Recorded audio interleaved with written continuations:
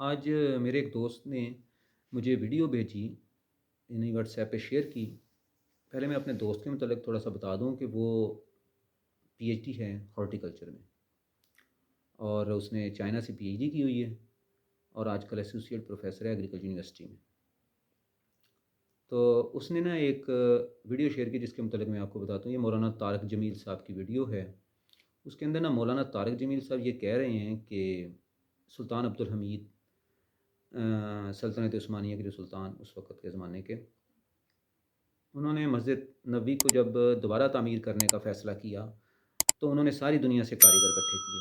ان کو استنبول کے پاس ایک بستی میں ٹھہرایا گیا اور ان سے کہا گیا کہ اپنے ایک ایک بچے کو قرآن پاک حفظ کرواؤ، اور ساتھ ہی ساتھ ہر بندہ جس چیز کا کاریگر تھا وہ اپنے بچے کو اسی کا کاریگر بنا دے۔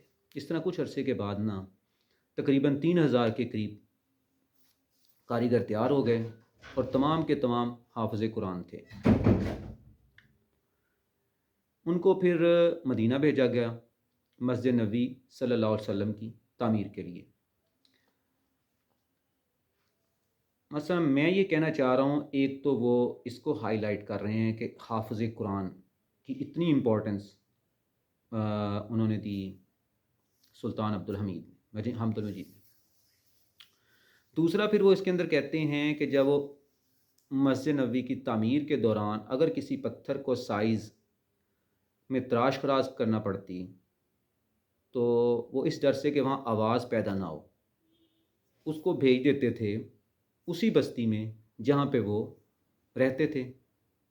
مجھے تو ایسے لگا وہ بستی استنبول میں تھی۔ وہیں پھر پتھر کی تراش خراش ہوتی، پھر اس کو واپس بھیجا جاتا، پھر اگر سائز میں صحیح نہ ہو تب پھر دوبارہ واپس اس کو بھیج دیا جاتا وہاں۔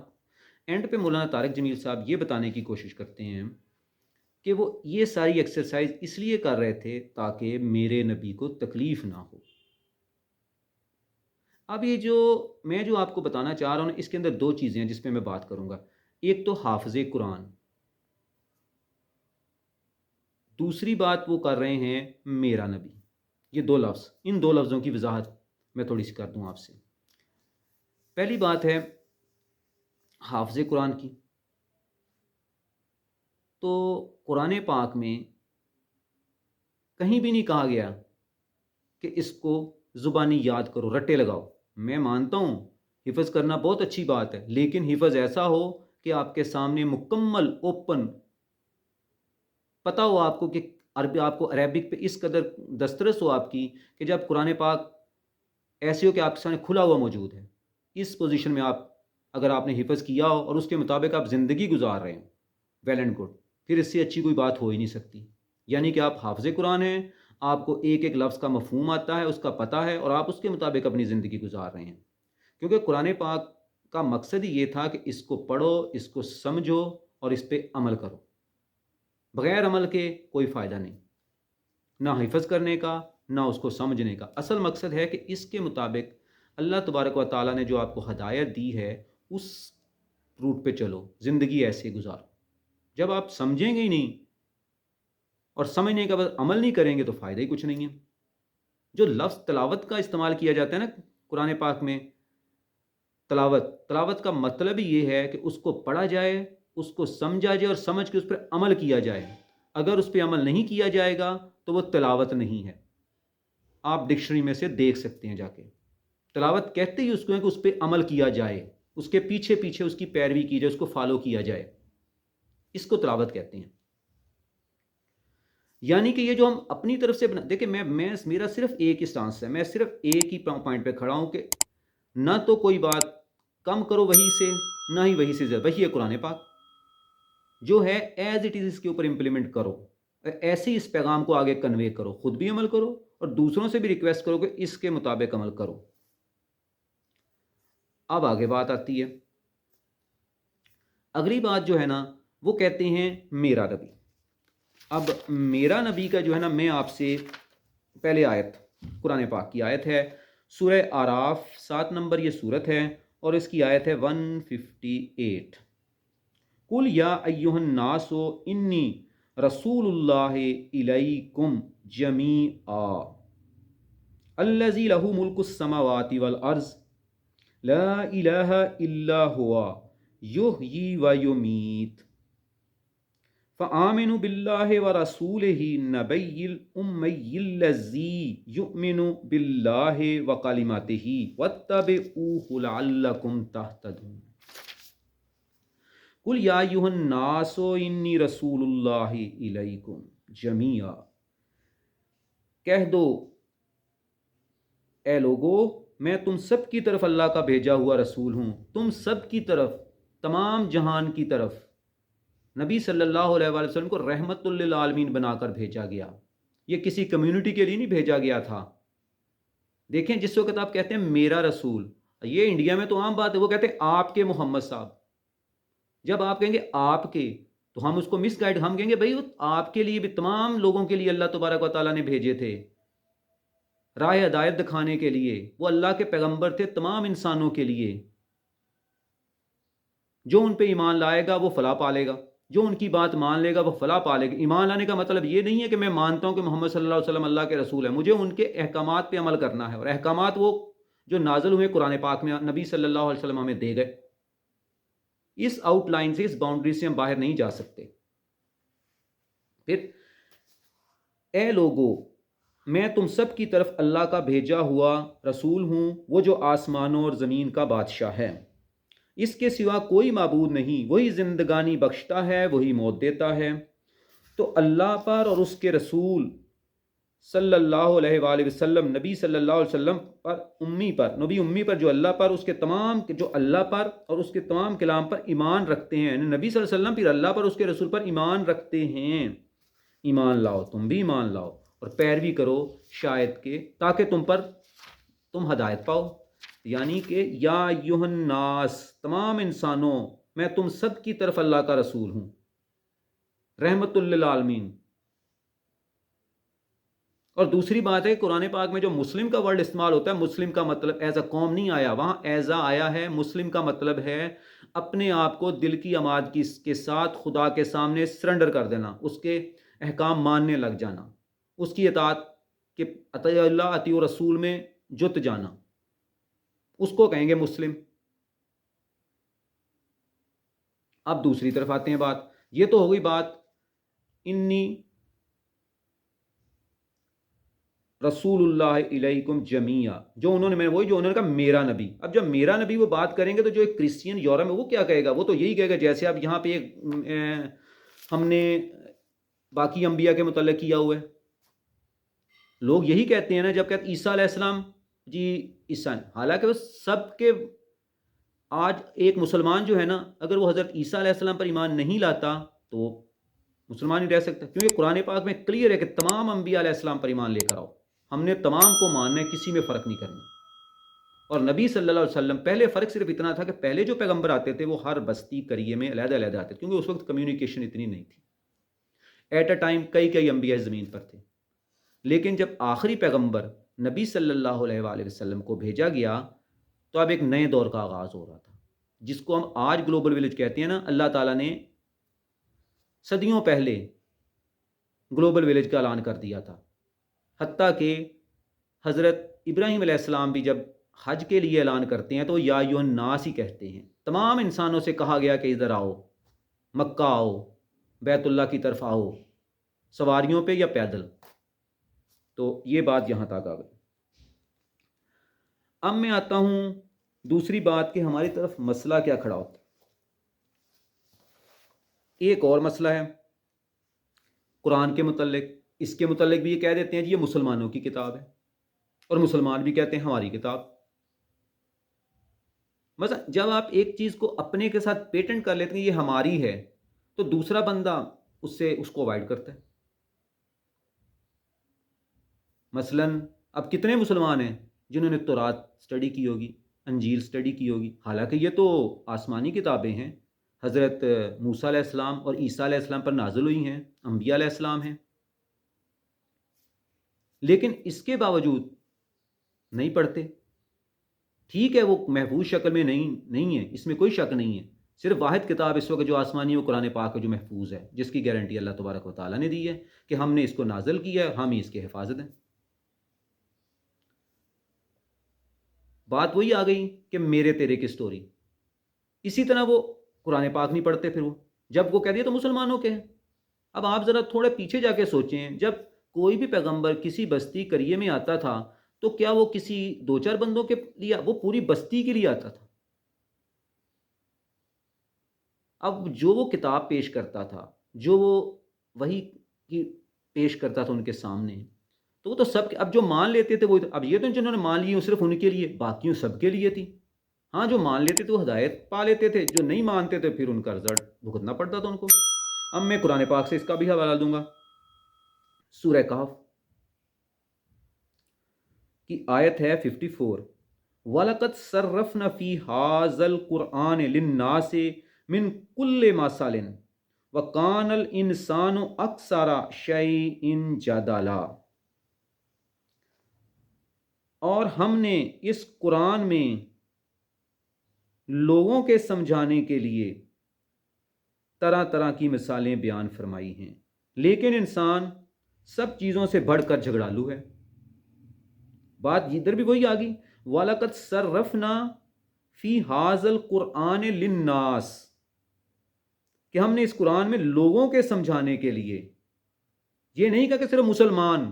بھئی مسلم کا میں نے آپ کو پہلے لفظ کا مطلب بتا دیا ہے کہ مسلم کا مطلب یہ ہوتا ہے کہ اپنے آپ کو دلی آمادگی کے ساتھ خدا کے سپرد کر دینا، اس کے احکام ماننے لگ جانا. اللہ کے اور اللہ کے رسول کے وہ ایک ہی چیز ہے، جو کتاب وہی ہے.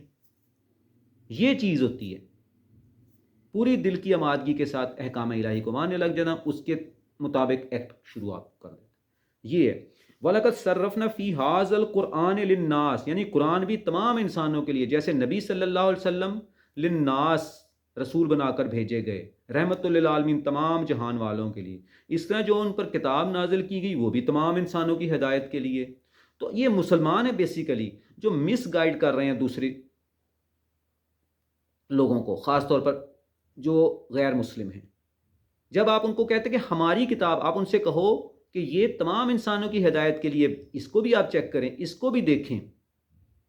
پھر دوسرا بندہ نیوٹرل ہو کے اس کو سٹڈی کرتا ہے. اب ہندوؤں کی گیتا جو ہے کتنے بند مسلمانوں نے پڑھی ہوگی؟ نہیں پڑھتے. ڈاکٹر ذاکر جیسے بندوں نے پڑھی ہوئی، ٹھیک ہے، اس شخص نے محنت کی اور وہ آگے لوگوں کو بتا رہا ہے. قرآن پاک کیسے کمپیریٹیو اسٹڈی کمپیئر کر کے لوگوں کے، ان کو ہندوؤں کو بتاتا ہے، وہ اچھی بات ہے. لیکن باقی کتنے لوگوں نے گیتا پڑھی ہے؟ بات وہی آ جاتی میرے تیرے کی. تو لیکن جب قرآن پاک، کیا ہم یہ آیتیں نہیں پڑھتے؟ کیا یہ ہمارا سیدھی بات کرنا فرض نہیں ہے؟ میں کیوں قرآن پاک کی آیت کو جھٹلاتا ہوں؟ جھٹلانا نہیں ہوتا. وہ کہتے ہیں میں تمام انسانوں کے لیے کتاب کو نازل کیا، میں کون، یہ صرف مسلمانوں کی کتاب ہے. تو بات کہاں سے کہاں پہنچ جاتی ہے. تو برائے مہربانی دوستو اس طرف آؤ. اب میں آؤں گا اپنے اب دوست کی طرف، جہاں سے میں نے بات شروع کی تھی کہ سلطان عبد الحمید کا جو انہوں نے ایک مجھے کلپ بھیجا ہے، اس کے اندر میں یہ بتانا چاہوں گا کہ سلطان عبد الحمید جب یہ خلیفہ بنے تو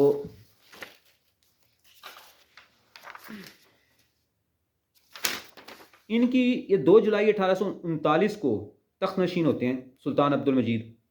سلطان عبد المجید 2 جولائی 1839 کو تخت نشین. اس وقت ان کی عمر صرف 16 سال تھی. اور دوسری طرف حالت یہ تھی کہ سلطنت عثمانیہ کے جو معاملات تھے وہ کافی بگڑ چکے تھے. اب پہلا کویسچن یہ ہوتا ہے، اگر آپ تعلیمات دین خدا کے دین کو دیکھیں، میں قرآن پاک کو دیکھیں، نبی صلی اللہ علیہ وسلم کی، تو ان کو اس پوری سلطنت میں 16 سال کے بندے کے علاوہ کوئی نہیں ملا تھا خلیفہ بنانے کے لیے. صرف ایک ہی پروٹوکول تھا نا، ایک ہی اصول تھا نا کہ اس کا والد خلیفہ، اس کا والد خلیفہ. یہ تقریباً 300-400 صدیوں سے چلے آ رہے تھے، باپ کے بعد اولاد اولاد اولاد اولاد. اچھا اس کے بعد آگے چلیں. اس کے والد محمود دوم کا انتقال دوسری مصری عثمانی جنگ کے آغاز میں ہوا. یہ خبر استنبول تک پہنچی تو سلطنت کی فوج کو ابھی باغی مصری وائسرائے محمد علی کی فوج نے شکست دے دی ہے۔ یہ نیوز جب ادھر استنبول میں پہنچی تو کافی ہنگامہ برپا ہو گیا، کہرام مچ گیا۔ اور دوسری طرف کیا ہوتا ہے، سلطنت کا بحری بیڑا اسکندریہ کی طرف رواں دواں تھا، جہاں اسے اس کے کمانڈر احمد فیوزی پاشا نے محمد علی کے حوالے کر دی۔ اس نے جب دیکھا کہ محمد علی جنگ تو جیت ہی گیا ہے،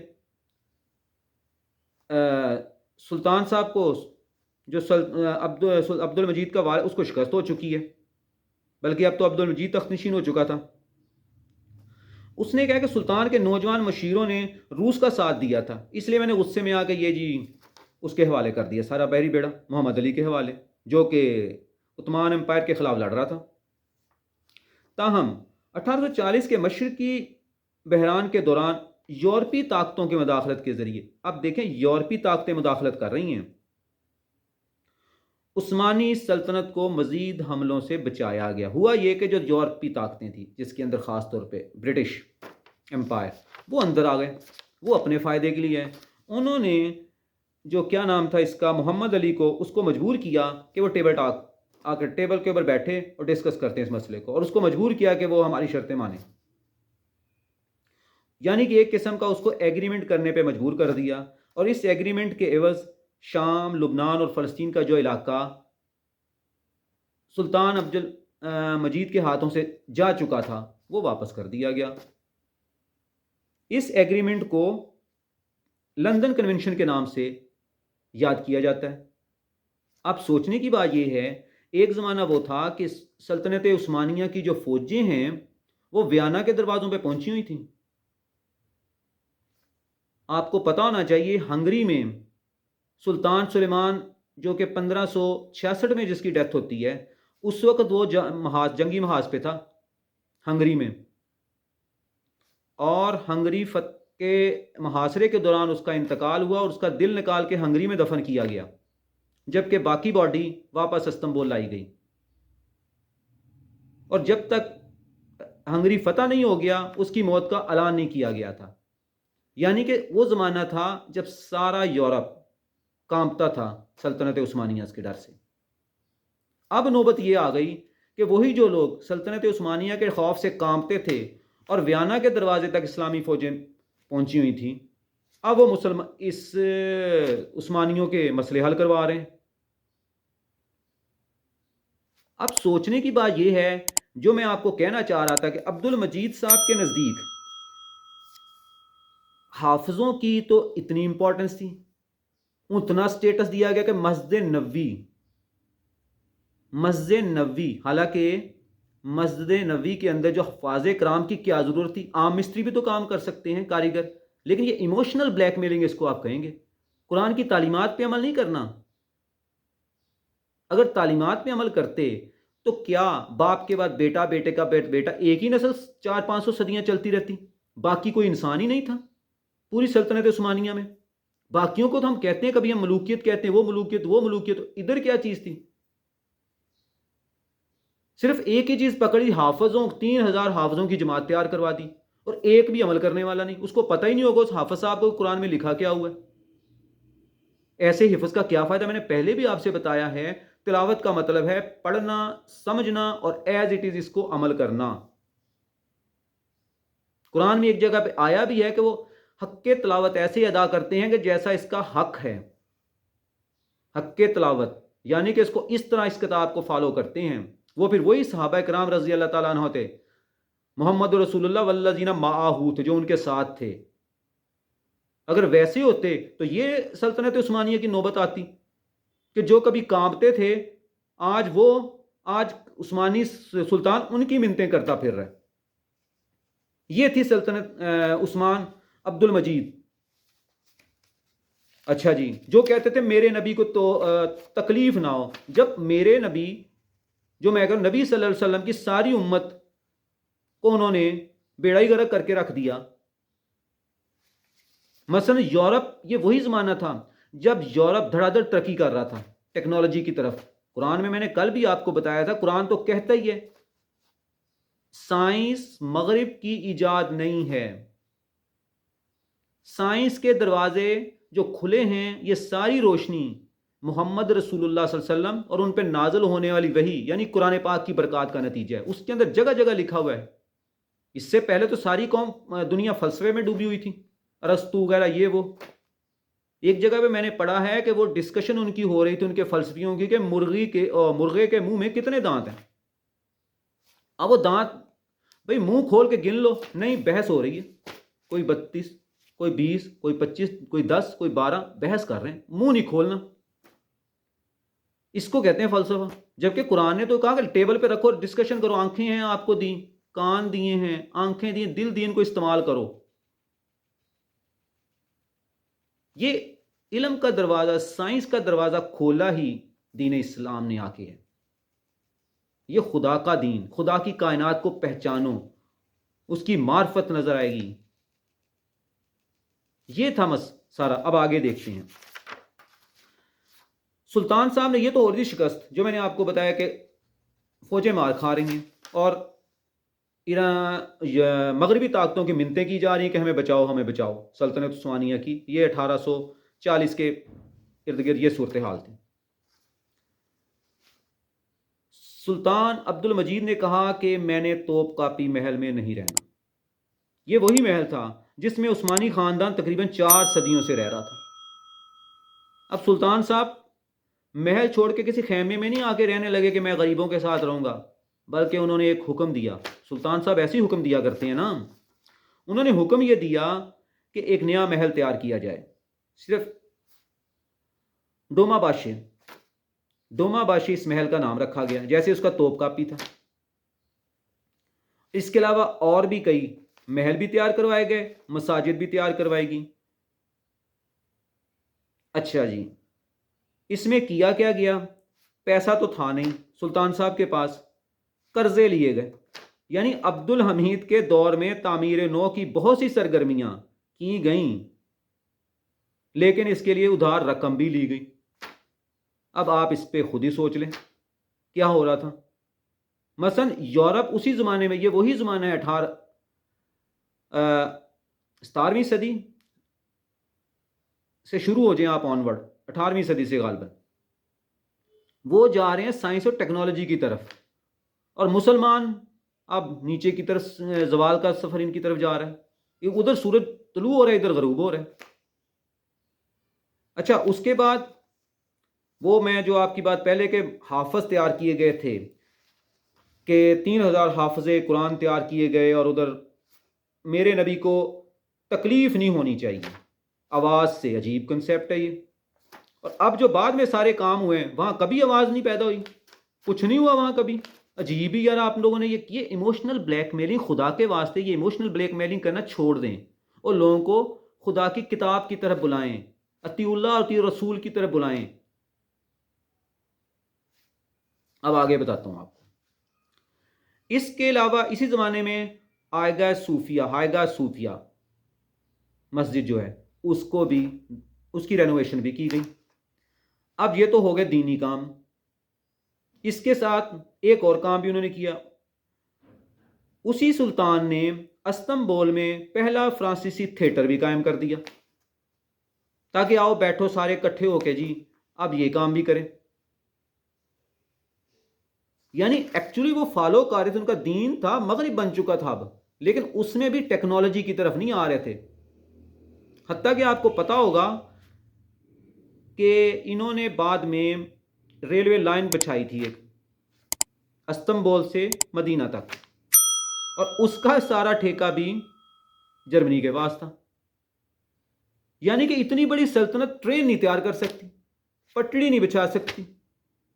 وہ بھی سارا کام یورپ کر رہے ہیں کیونکہ وہ مشینی دور میں انٹر ہو چکے تھے. وہ مشینیں دھڑا دھڑ بنا رہے تھے, وہ ٹیکنالوجی لانچ کر رہے تھے, یہ ادھر بیٹھے ہوئے تھے.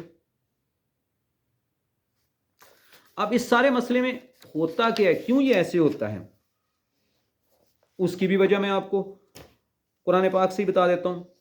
آئیں جی, سب سے پہلے سورہ بقرہ آیت ہے جناب 168, یا ایھا الناس کلوا مما فی الارض حلالا طیبا ولا تتبعوا خطوات الشیطان انہ لکم عدو مبین انما یأمرکم بالسوء والفحشاء وان تقولوا علی اللہ ما لا تعلمون.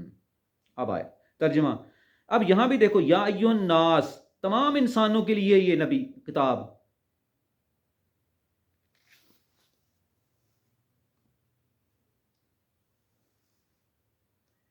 یہ کتاب تمام انسانوں کے لیے، خاتم النبیین بھی تمام انسانوں کے لیے رحمت اللہ عالمین بنا کر بھیجے گئے نبی صلی اللہ علیہ وسلم کو. ٹھیک ہو گیا. اے لوگو جو چیزیں زمین پر حلال طیب ہیں وہ کھاؤ اور شیطان کے قدموں پر نہ چلو، وہ تمہارا کھلا دشمن ہے. وہ تم کو برائی اور بے حیائی کے کام کرنے کو کہتا ہے، اور یہ بھی کہ اللہ کی نسبت ایسی باتیں کہو جن کا تمہیں کچھ بھی علم نہیں. اب اللہ تعالیٰ تو کہتے ہیں یا ایھا الناس، میں کہہ دوں نہیں میرا اور میری کتاب، میرا نبی. وہ کہتے ہیں تمام انسانوں کے لیے میں نے نبی بھیجا ہے، یہ نبی صلی اللہ علیہ وسلم کو بھیجا ہے، یہ کتاب تمام انسانوں کے لیے ہے. وہ کہتے ہیں نہیں میری. اب وہ کہہ رہے ہیں کہ اللہ کی وہ، اور یہ کہ تم اللہ کی نسبت ایسی باتیں کہو جن کا تمہیں علم نہیں. ما لا تعلمون. آگے بات. اب یہ سب کچھ ہوتا کیوں ہے؟ وَإِذَا قِيلَ لَهُمُ اتَّبِعُوا مَا أَنزَلَ اللَّهُ قَالُوا بَلْ نَتَّبِعُ مَا أَلْفَيْنَا عَلَيْهِ آبَاءَنَا أَوَلَوْ كَانَ آبَاؤُهُمْ لَا يَأْكُلُونَ شَيْئًا وَلَا يَهْتَدُونَ. جب ان لوگوں سے کہا جاتا ہے کہ جو اللہ نے نازل فرمایا ہے اس کی پیروی کرو، تو یہ کہتے ہیں نہیں، بلکہ ہم تو اس چیز کی پیروی کریں گے جس پر ہم نے اپنے باپ دادا کو پایا ہے. جب اللہ تعالیٰ کہتا ہے کہ میں نے جو نازل کی اس کی پیروی کرو، تو یہ کہتے ہیں کہ ہم تو اس کی پیروی کریں گے جس پہ ہم نے اپنے آباء و اجداد کو پایا ہے. تو یہی جب کچھ تو ہو رہی جو ہماری کتابیں لکھی ہیں، فضائل اعمال، فضائل سنت اور اس طرح کے قصے کہانیاں جو سنائے جاتے ہیں، یہ سارے آباء و اجداد سے ہم سنتے آ رہے ہیں اور صدیوں کی یہ پیداوار ہیں. بھلا اگرچہ اب قرآن کیا کہتا ہے؟ وہ کہتے ہیں کہ ہم اس چیز کی پیروی کریں گے جس میں ہم نے اپنے آباء و اجداد کو پایا ہے. بھلا اگرچہ ان کے باپ دادا نہ کچھ سمجھتے ہوں اور نہ راہ پاتے ہوں. آئی سمجھ کہ نہ ہی انہوں نے خود کوئی ہدایت پائی ہے، نہ انہوں نے دماغ سے کام لیا، وہ اپنی چھوڑی جا رہے ہیں اور ہم ان کے پیچھے لگے ہوئے ہیں. تو کہنے کا مطلب یہ ہے کہ ہمارے لیے صرف قرآن پاک ہے، اس کو سمجھو اور اس پہ عمل کرنے لگ جاؤ. نہیں کرو گے تو ٹائم تو گزر ہے. Time and tide wait for none. پھر نہ کہنا جب دیر ہو جائے گی، کیونکہ ٹائم آپ ریورس نہیں کر سکتے. تو آج کے لیے میرے خیال اتنا ہی کافی ہے. اللہ